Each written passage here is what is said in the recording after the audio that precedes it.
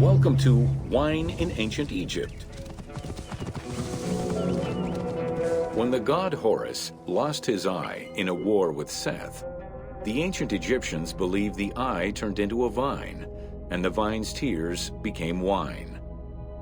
Early texts dating back to 3150 BCE contain the hieroglyph for vine. Regarded as extremely valuable, wine was highly sought after by the elite. It was also an essential part of many religious ceremonies.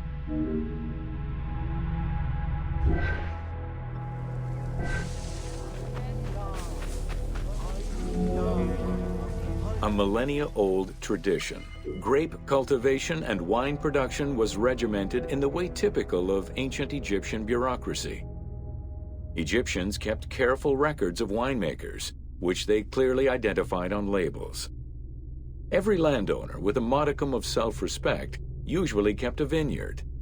This held particularly true in the regions of the Fayum and the Nile Delta.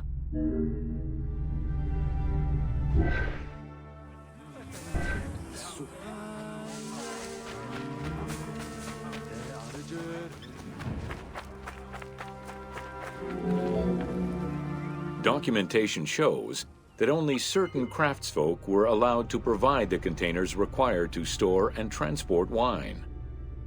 That and rigorous quality control checks established for every step of wine production shows that ancient Egyptians knew that the quality and longevity of wine could easily be affected by any number of variables, which they paid careful attention to.